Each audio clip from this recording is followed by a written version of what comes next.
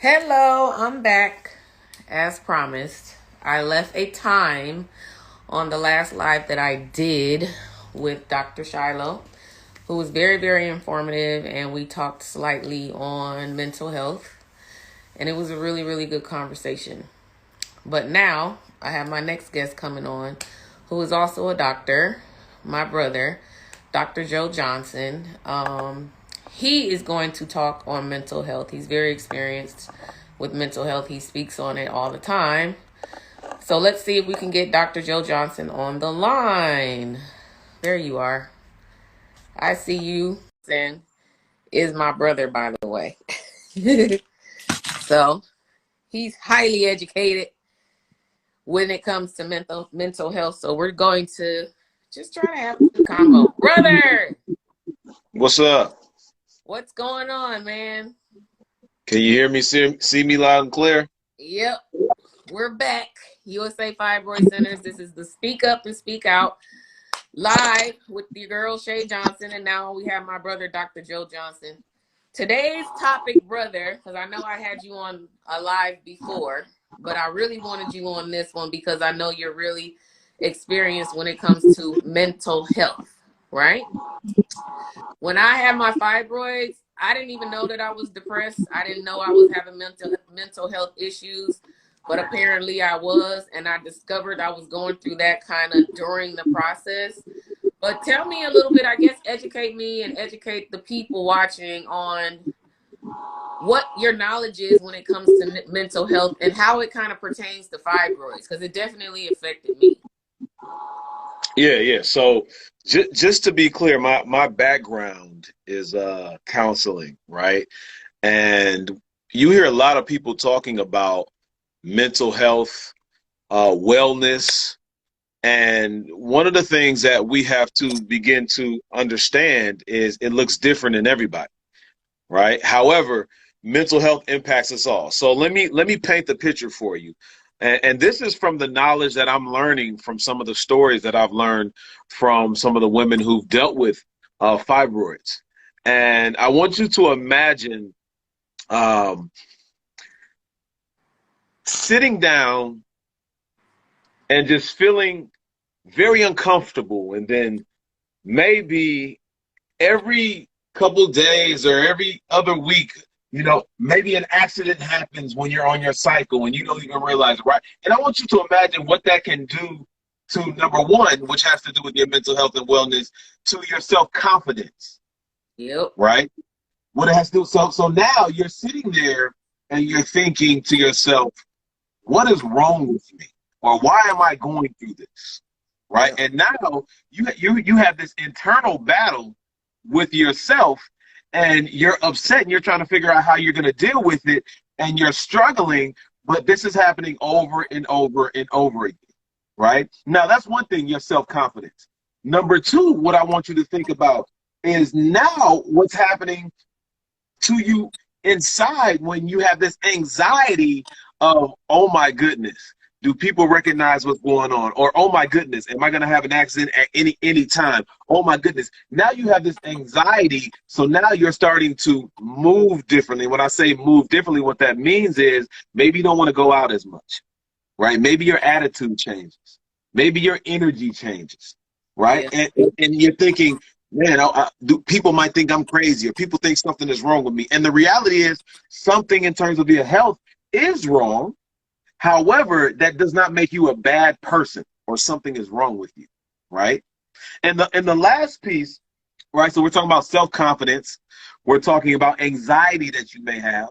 But now this last piece, which is also important, and you want to pay attention to this because, like my sister just said, she was in a deep depression, not even realizing she was in a deep depression, right? Yep.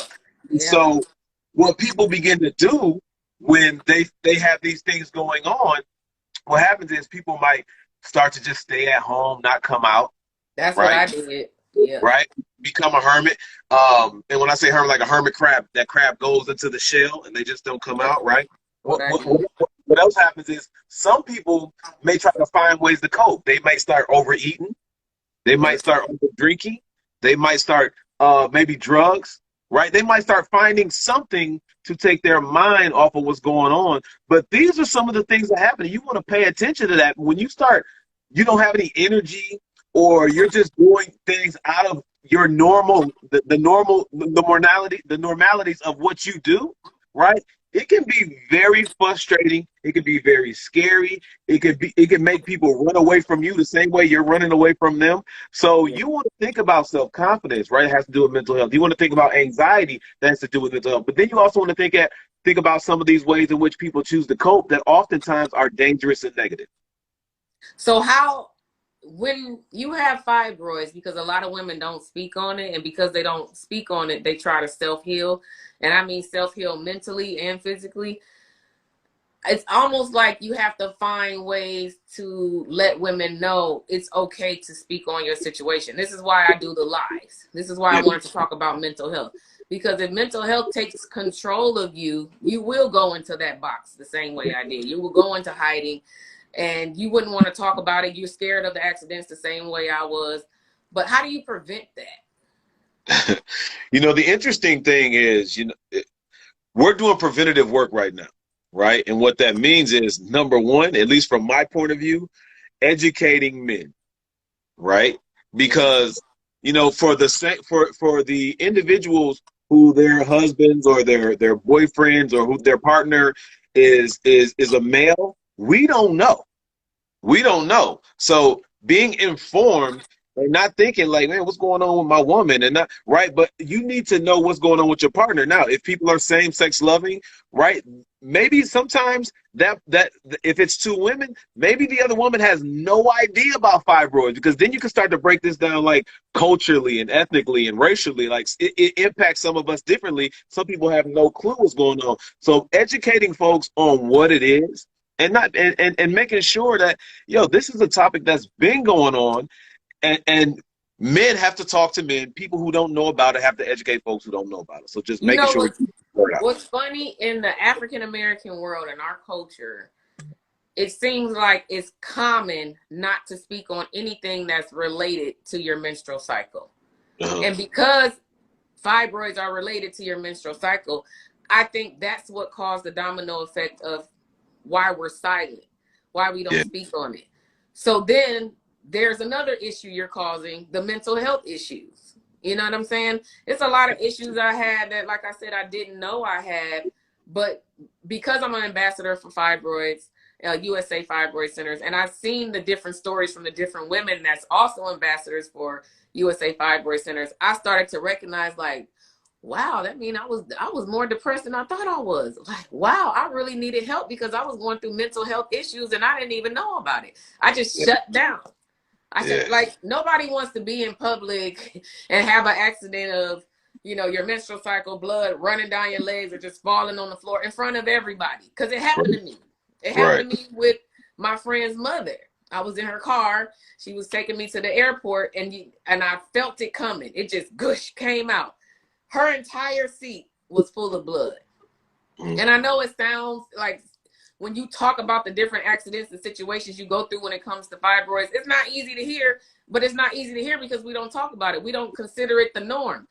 But in our culture, we need to change that perspective of keeping quiet when it comes to our menstrual cycle, because that's, to me, a part of removing the mental health issues that come along with having fibroids. And I think it will discontinue women from shutting down and separating themselves, because I separated from friends, family. I stopped dating. I stopped answering the phone. I stopped working. I stopped going to work out. I stopped like pushing my business. It's like nothing mattered anymore because I didn't understand what was going on with my body. And I felt like I had minimum options: myomectomy, hysterectomy. Let me cut your uterus out, or let me cut your stomach to remove the fibroids and place your uterus back in. That's scary to even think about.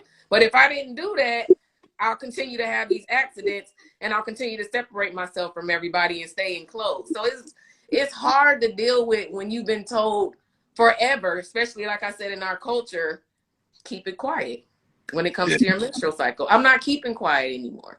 And I don't want other women to keep quiet. And I'm so proud of the women that are a part of USA Fibroid Centers, because if you've heard their stories, Mm-hmm. a few of their stories. A lot of the situations are worse than mine. You know what I mean? I had a really bad case of fibroids, but there's women that can never conceive. You know, there's women that's still dealing with issues from fibroids because they constantly come back. They can't get rid of them. There's women that's had over 7, 8, 9 surgeries. I had one, and I have issues right now from my one.